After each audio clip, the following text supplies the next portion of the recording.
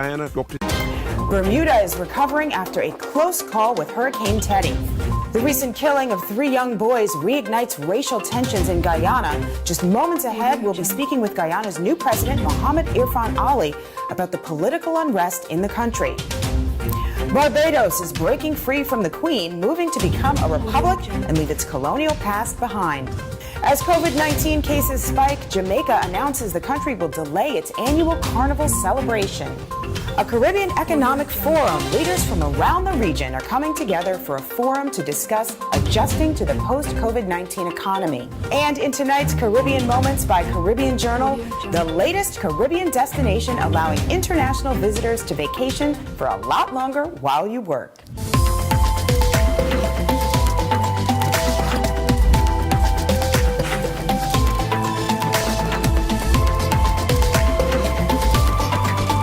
This is the Caribbean Times News with Alicia Davis.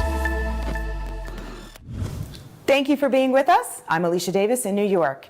And we begin with our headline story. Bermuda is recovering after a close call with Hurricane Teddy. It was the British Overseas Territory's second storm within just a week, with windstorms over 90 miles per hour. The government had shut down the island's air and seaports, schools, and government offices, all in preparation for the storm. Bermuda was recently slammed by Hurricane Paulette, leaving parts of the island without electricity and damaging property. Hurricane Teddy is the second Atlantic storm to reach major hurricane status so far this season. And Barbados is breaking away from the Queen. At the reopening of Parliament, the government announcing plans to remove Britain's Queen Elizabeth as the nation's head of state. The island will join Trinidad and Tobago, Guyana, Suriname, and Dominica as the CARICOM countries where the head of state is the elected president. Well, disappointing news for carnival goers in Jamaica as COVID-19 cases spike. Jamaica's tourism minister, Edmund Bartlett, is announcing plans that the country will forego hosting their annual carnival celebration until April 2021. Minister Bartlett acknowledged the impact that the delay will have on the country's economy, but emphasized the need to protect Jamaicans and visitors from the deadly coronavirus. The minister also noted that all tickets and costumes purchased in 2020 will be honored for the 2021 staging. Now, coming up after the break, my interview with Guyana's new president, Dr. Mohammed Irfaan Ali. So don't go anywhere. The Caribbean Times News will be right back. Let us reimagine how we rebuild stronger, fitter, healthier economies and societies at a September Caribbean Economic Forum, where we chat about adjusting to the post-COVID-19 economy with a panel of international economists with Caribbean roots and our experiences. Bahamian Dr. Peter Blair, Assistant Professor at Harvard University. Vincentian Dr. Wendell Samuel of the IMF. From Guyana, Dr. Dylan Naleen, Deputy Director of Economic Commission for Latin America and the Caribbean, ECLAC. And Dr. Eric Strobel, Professor in Environmental and Climate Economics, University of Bern, Switzerland, and who's worked across the Caribbean. Join the conversation about rebuilding our nation's economies on Tuesday, September 22nd at 8 p.m., 7 p.m. Jamaica. Tune into this station or log on online. Since the coronavirus, global travel seems risky, but with Promo Caribbean, you don't have to worry. Our COVID-19 alerts feature, coupled with our comprehensive travel guide featuring over 20 countries, contains all you need to keep updated and safe during the pandemic. Whether it's Belize, Barbados, Haiti, or Guyana, our travel guide has all you need from safe places to eat, transport options, pharmacies, embassies, hotels, and Airbnbs. Not feeling well? You could take the COVID self-assessment test on our app. If you happen to be in the Caribbean or are looking to travel during these uncertain times, then Promo Caribbean is going to be your best friend. Today more than ever, you need to stay informed and stay safe. With Promo Caribbean, you don't have to worry. We've got you. Download the app from the App Store or Play Store now.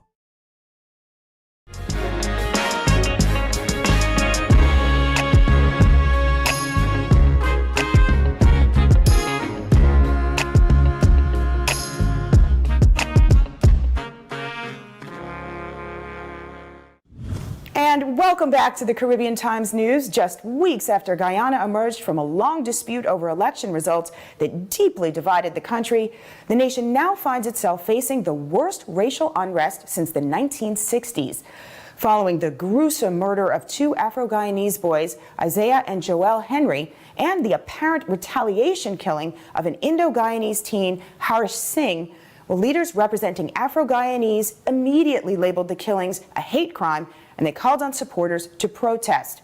Well, people took to the streets in the northeast Berbice region where the murders took place. They were blocking roads, burning trucks, and attacking Indo-Guyanese residents and businesses. Earlier today, I spoke with Guyana's new president, Dr. Mohammed Irfaan Ali, about the unrest, and here is what he had to say. Indeed, we are coming out of a little bit of a difficult patch with the horrific incident in which 3 young boys were murdered. And we are working very hard, assiduously, to bring those criminals to justice. As you're aware, we have reached out to our regional partners and international partners to ensure that we have all the resources necessary, human and technical resources necessary to bring those criminals to justice. Yes.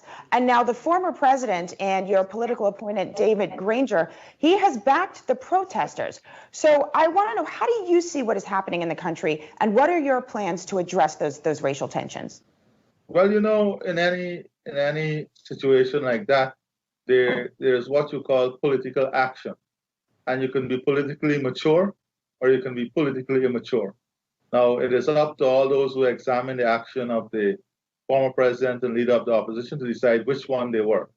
But when you exploit a tense situation for political gains, it does nothing for the country. It does nothing for the people of the country. It does nothing for society. But again, as I said, these are challenges and circumstances that we have to deal with in a political environment and in life itself.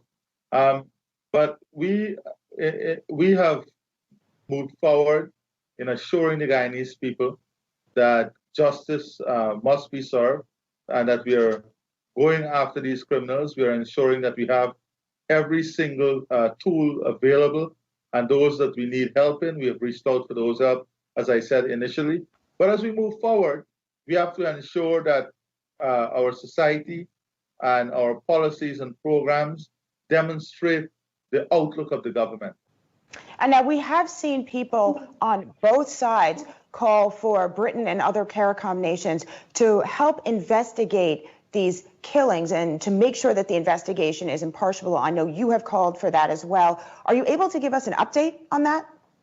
Yeah, well, as you're aware, we very early on, we asked that the RSS, the Regional Security System, be activated, and also the British government. We sought out help from both areas. I'm happy to report to you that we are making great progress. From CARICOM itself, we are hoping that we can have a team very shortly. We have finalized the terms of reference. We had to sign an MOU. We had that done. And also on the British side, we have gotten a very positive response. And we will have much more of my interview with President Ali coming up right after the break. Stay with us. Mac Shack, New York, dedicated to providing a unique dining experience by offering classic, seasonal, and modern creative macaroni and cheese flavors. Find their locations at MacShackNewYork.com. That's MacShackNY.com. Welcome back to Caribbean Times News. The U.S. Secretary of State Mike Pompeo made a historic visit to Guyana, becoming the highest-ranking sitting U.S. official to visit the country in more than 50 years. I spoke to the president about the visit, and here's what he had to say. Well, what we were able to achieve many things. First of all, we signed a few agreements, as you're aware, that gives an opportunity to mobilize U.S. capital, the U.S. private sector can play a more active role, technology transfer, building of technical capacity, matching our local private sector with the U.S. private sector, so we can have greater collaboration and more integration, which is good for local content, which is very good for local content. We also have, we were also able to sign agreement that would help us from the security standpoint in the ship riders agreement. As you know, this is very important for us. We were able to have discussions surrounding radar coverage of our EEZ, looking at the catfish market, which is important, the catfish market that we had barriers to trade on. So those are things that we were able, excuse me, those are things we were able to look at in terms of the, just 1 second for me, please, class. In terms of, from a trade perspective, in helping our export, the catfish market is a very important market for us, and we were able to look at the catfish market with him also. So I think the trip also gave us visibility. And sometimes we underestimate the issue of visibility. Visibility allows us to showcase Guyana at the international level, and it brings that that interest, that gives us that edge in reaching to in areas and to investors that maybe were not paying attention. So these are things that the softer side, these are some of the softer side of visit and what it helps you to achieve. But more importantly, I think the visit sends a very strong signal about our commitment to democracy, our commitment to having strong bilateral partners. And of course, you know, the US is one of the important strategic partner of Guyana. And it also sends a strong signal that we are ready to collaborate and cooperate on issues of national, regional, and international interest. Now, the opposition party did release a statement questioning the timing of the visit and what they called, quote, the ratcheting up of rhetoric against Venezuelan leaders.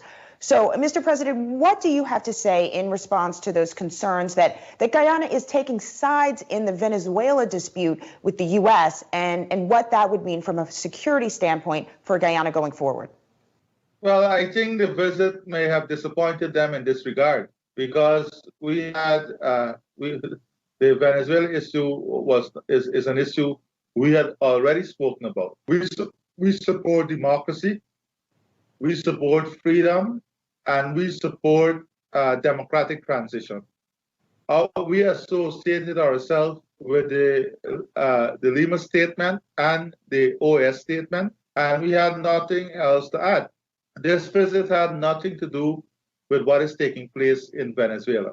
Had nothing to do with that. And I think at the press conference that we had, the joint press conference, this was made very clear.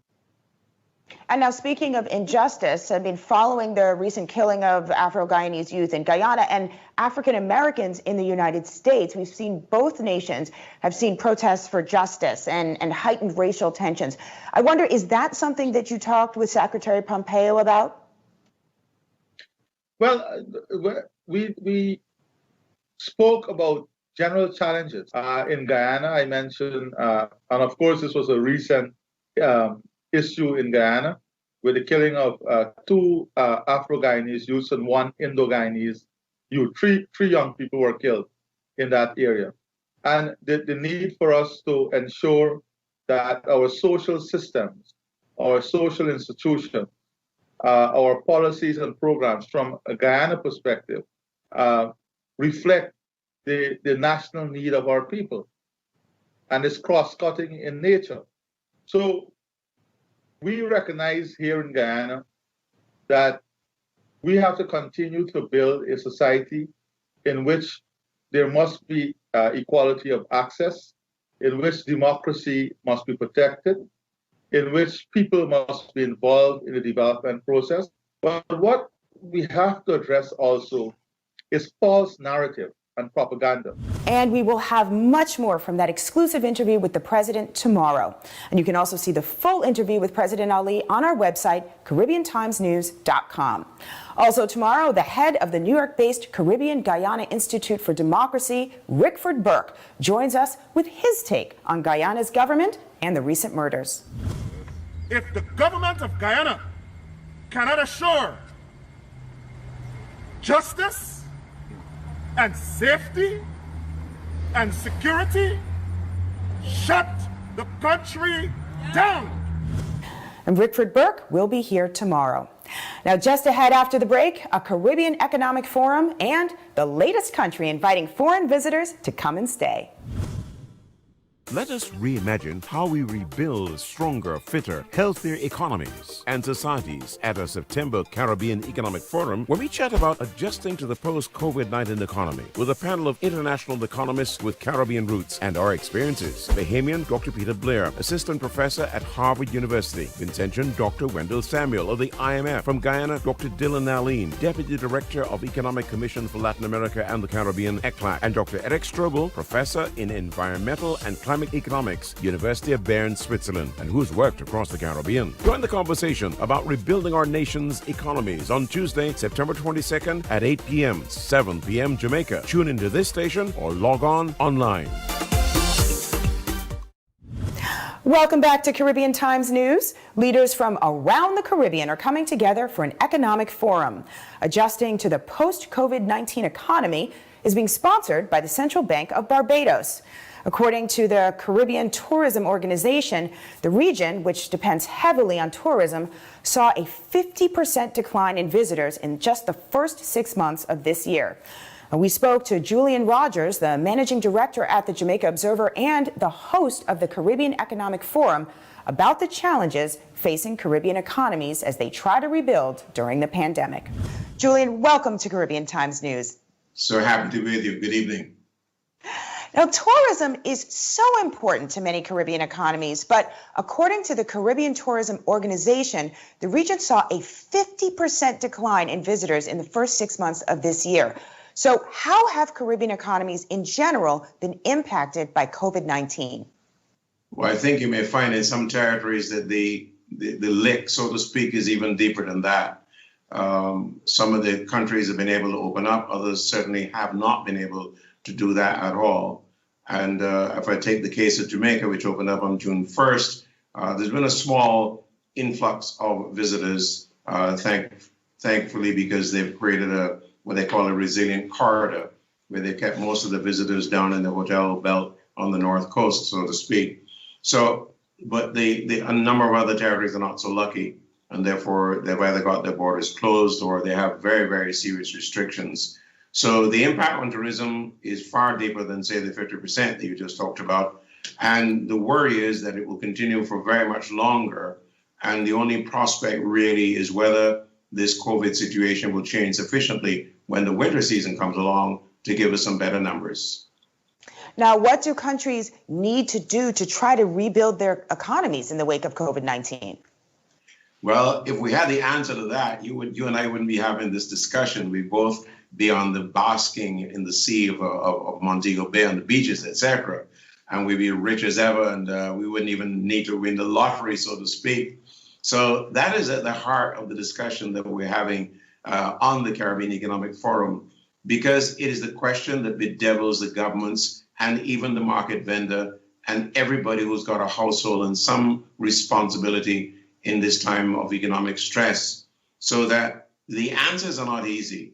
The governments are trying their best. They've introduced stimulus packages, particularly for not just the vulnerable in the normal sense of things, but the vulnerable in terms of business and so on, so that billions of dollars are committed now to helping people survive this particular period.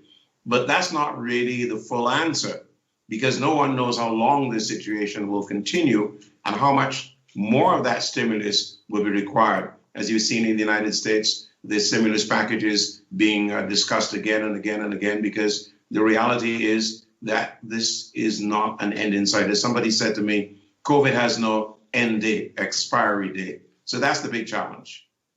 It is. It's a big challenge. It's a complicated and a fascinating topic. And thank you so much for joining us to talk about it. It's going to be a fascinating conversation tonight. Well, we're very, very happy that you will join us, and welcome aboard to the Caribbean Economic Forum and to our host, the Central Bank of Barbados. And that was Julian Rogers, the Managing Director of the Jamaica Observer and the host of tonight's Caribbean Economic Forum. And that forum, Adjusting to the Post-COVID-19 Economy, brought to you by the Central Bank of Barbados, airs tonight at 8 p.m. Eastern, right here on Caravision and CaribbeanTimesNews.com. And finally, in tonight's Caribbean Moments by Caribbean Journal, Aruba is joining the list of Caribbean countries offering extended stays to foreign visitors. The nation is launching a new One Happy Workation program, allowing foreign visitors to stay for up to 3 months. The program also includes special rates at participating hotels, villas, and condos. And that brings us to the conclusion of this broadcast. From all of us at Caribbean Times News, I want to thank you for joining us on this special premiere broadcast. We invite you tomorrow and every day as we bring you the headline stories impacting you and your family at home and abroad. And we promise you we're going to cut through the noise and bring you unbiased reporting so that you can be informed. We also want to thank our sponsors, and if you want to learn more about how you can help support this broadcast, visit our website, CaribbeanTimesNews.com. That does it for this edition of Caribbean Times News. I'm Alicia Davis in New York. Thanks for watching, and we hope you'll join us again tomorrow. Good night.